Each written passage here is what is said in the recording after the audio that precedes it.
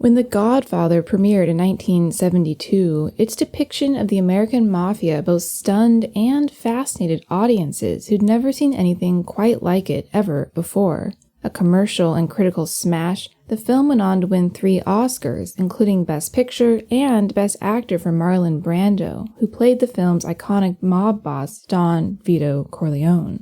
But what most audiences probably didn't realize at the time was that Don Corleone was much more than just a fictional creation. In fact, Corleone was inspired by a number of real-life crime bosses whose real stories were far more dramatic than anything that could ever be put on screen. More than any other single figure, Corleone bears a striking resemblance to New York kingpin Frank Costello, as well as fellow bosses Joe Profaci and Carlo Gambino. What's more, The Godfather weaves together several plot lines that mirror real-life events in the largely hidden history of the American Mafia. Though Mario Puzo, the author of the book on which the movie is based, claimed to have never met a single gangster, he succeeded in building an intensely detailed world inspired by actual people and events. Yet, of all the beloved characters in The Godfather, no one left quite the same impression as Don Corleone. And surprising though it may be, this larger-than-life character was based in reality in more ways than one. You're listening to History Uncovered, brought to you by the digital publisher All That's Interesting, where we explore the uncharted corners of the natural world and the world past. I'm All That's Interesting staff writer Kalina Fraga. Today, we're digging into the real-life inspirations behind Don Corleone and The Godfather.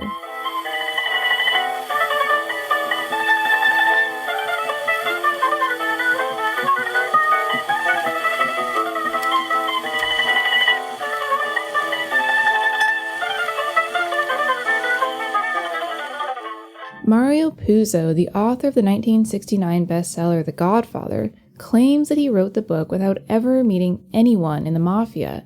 He said, quote, "I'm ashamed to admit that I wrote The Godfather entirely from research.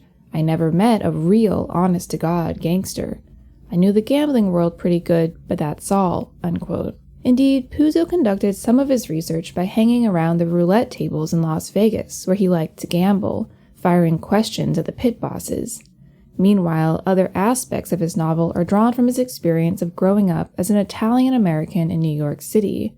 And though it's unclear how intentional it was, there is one real-life gangster whose story bears an uncanny resemblance to that of Puzo's central creation, Don Vito Corleone, and that's Frank Costello. Like Corleone, Costello was born in Italy in 1891. The two men then made their way to America. Costello immigrated with his family. Corleone had to flee a mobster who killed his father, where they both started their lives making an honest living, working in grocery stores. Both also changed their name. Costello changed his surname from Castiglia to the more Americanized Costello. Don Corleone lost his surname, Andolini, when an official at Ellis Island recorded it instead as Corleone, the place of his birth. And, once ashore in the United States, both men eventually drifted toward a life of crime.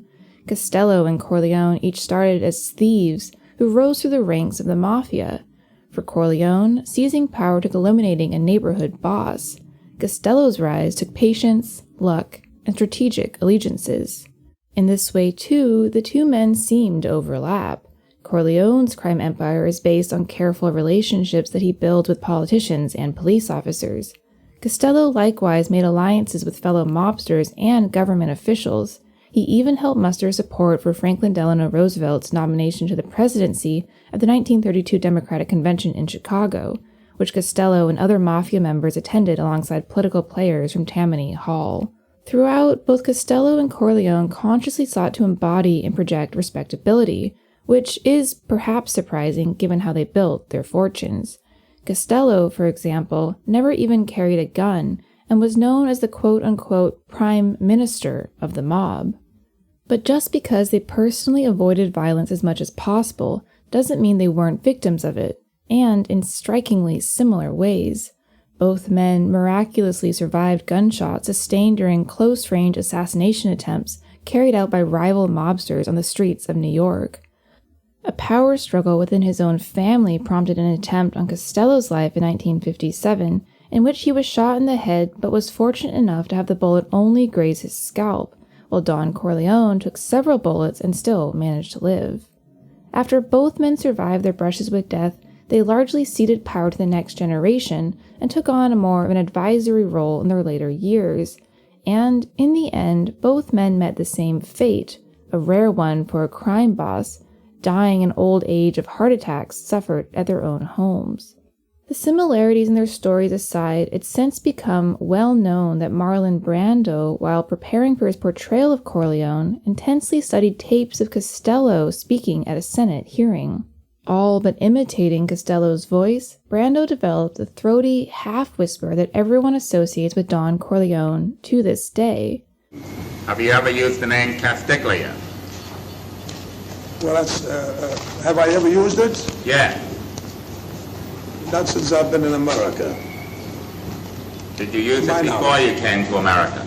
Well, I couldn't have used it. I was only 2-year-old. What have you ever done for your country as a good citizen? Well, I don't know what you claim, what you mean by that. Well, you're looking back over the years now to that time when you became a citizen. I mean, now standing 20-odd years after that.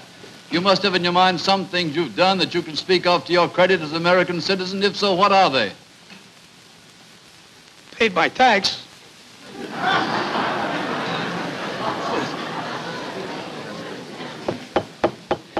However, the character of Don Corleone was likely drawn from more than one place, and there are a handful of other powerful mobsters whose lives also seemed to have informed Puzo's book.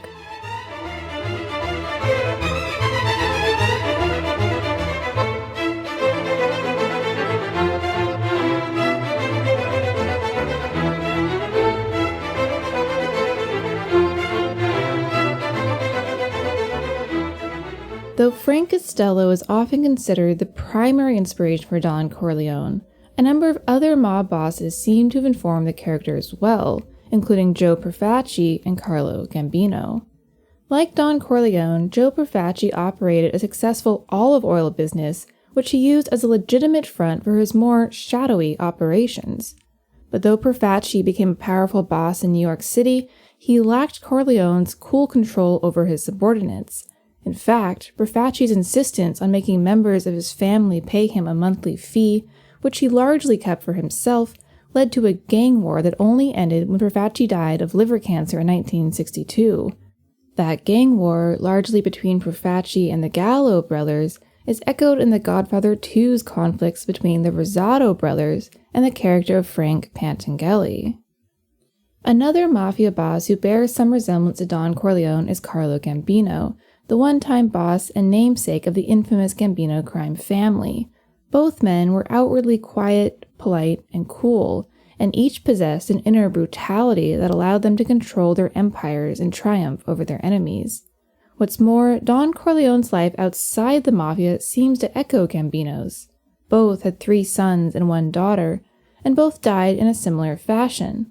Unlike many of their peers, save for Costello, Corleone and Gambino died at home, Corleone of a heart attack, Gambino of natural causes following a history of heart disease. And so when it comes to Don Corleone, it's likely that the fictional mobster is some combination of Costello, Profaci, and Gambino. Mafia historian Anthony M. DiStefano said as much, explaining that while Puzo never identified a single crime boss as his inspiration for Don Corleone, quote, "Those are the 3 mafia leaders who inspired and contributed to the characterization of Don Corleone. It's a blend of all 3, unquote. But the Godfather films depict the world of the mafia in ways that go beyond the character of Don Corleone alone.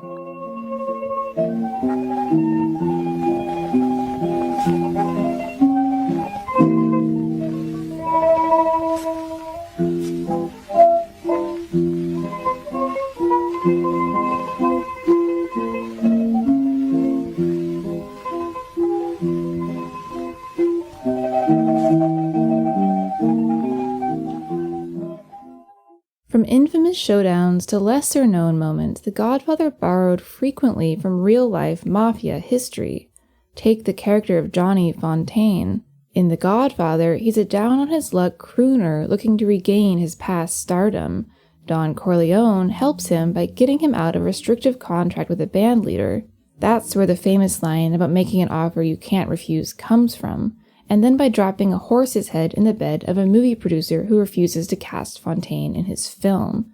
The character of Fontaine, according to both Mario Puzo and Frank Sinatra, is based on Frank Sinatra. Puzo admitted he came up with the storyline after reading about Sinatra's difficulty in getting out of a band contract, only alleviated in the end with the help of his friends in the mob. Puzo said, quote, "I think I just picked it up from one of those gossip columns. I constructed a persona based on Sinatra's legend. I made up the line, 'I'll make you an offer you can't refuse,' unquote."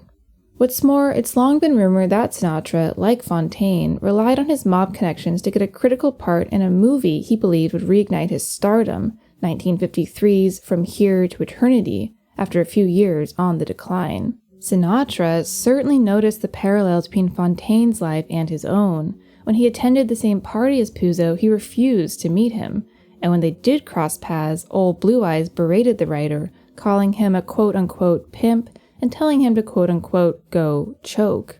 And it wasn't just Sinatra that was upset. The Godfather's direct allusions to real-life events upset some in the Mafia itself. During filming, mobsters harassed producer Al Rudy and even made threatening phone calls to Paramount executive Robert Evans. Things grew so tense that Rudy even called a meeting with New York mob boss Joe Colombo, who agreed to back off if Rudy promised to keep the word mafia out of the movie entirely. Surprisingly, this was easy for Rudy to do. The word was only mentioned once in the entire script. Perhaps that's because The Godfather is more than a mafia movie. The character of Don Corleone may be drawn from real-life mobsters, and the plot may be full of real moments in mafia history.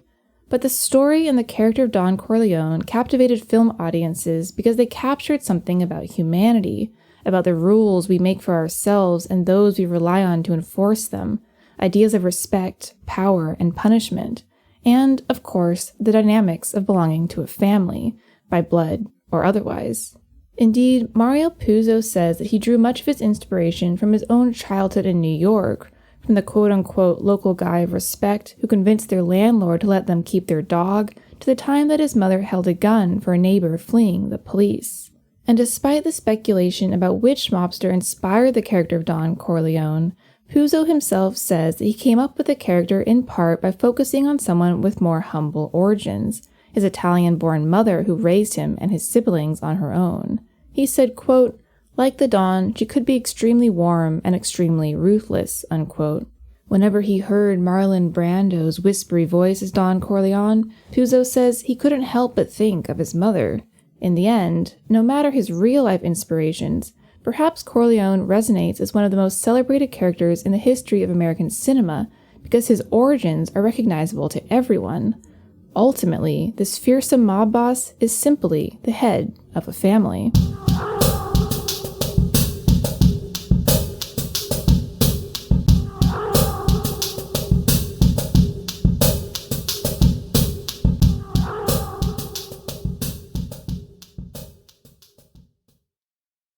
Thanks for listening to History Uncovered.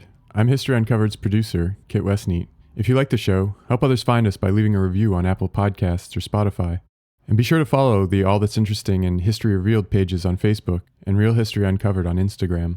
Make sure you don't miss out on the new episodes and subscribe to the History Uncovered podcast. And keep up with our latest stories at allthat'sinteresting.com.